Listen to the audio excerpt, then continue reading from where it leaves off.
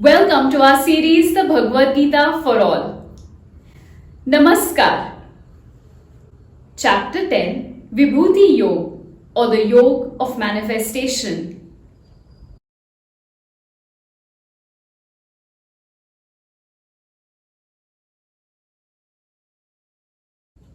Our discussion in the last chapter was all about trying to find the secret to a better living through the Vidya Yog. Shree Krishna shared knowledge with Arjun that was within the precinct of our dharma, our duty. It's simple, it's straightforward, and all that it requires is for you to think for yourself and make sure that you prioritize what you want. One might be incredulous since we are not going to war, and therefore, where would one employ this knowledge? We're certainly not in the midst of an actual war, but can you ignore the conflicts inside you or the hostile environment that you're exposed to? The knowledge is therefore to help you dislodge yourself from any given situation that's affecting your peace of mind. Because one can't see something, one can't disregard its potential, right? Remember the still water in a lake and what it's capable of? So take charge of your life and untangle yourself from the unnecessary convolutions of life. On that note, let's listen in on some wisdom from a new chapter, Vibhuti Yog. In the past chapters, we've come across the divine nature of the Creator. Shree Krishna puts forth his splendor by letting Arjun know how he created some of the glories we see around us.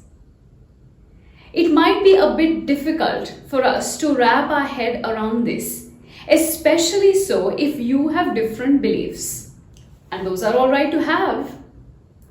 We could agree that the Creator is a kind of a powerhouse and full of knowledge and glory. Imagine having an experience of this glory, this beauty, this energy. But we already do. It's in the things we see around us.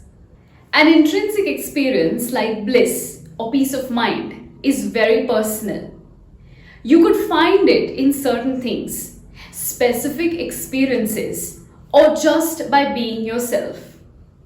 Take a look around you. Nature, be it the mountains, the seaside, the vivid flowers, or even the formations in rock. All these are fascinating visuals. Do you think you could find the Creator in all these embodiments? You could try, or maybe you already do.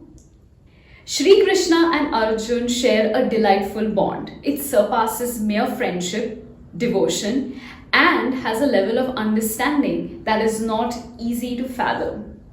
Shree Krishna lovingly calls Arjun Te Priya Manaya, meaning beloved confidant, and thus is ever willing to share knowledge with him.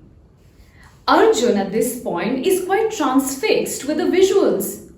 After all, he is seeing a different side to his cousin. He finds an unfamiliarity in the familiar face of his once friend Shree Krishna. The Lord, he feels, speaks with love and beauty and reassurance. In this chapter, we read about the origins of the things we see, we feel, and sense around us.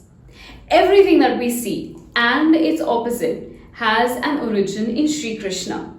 Patience, truth, self-control, understanding, knowledge, contentment, pleasure and pain, fear and fearlessness, fame and infamy, existence and non-existence.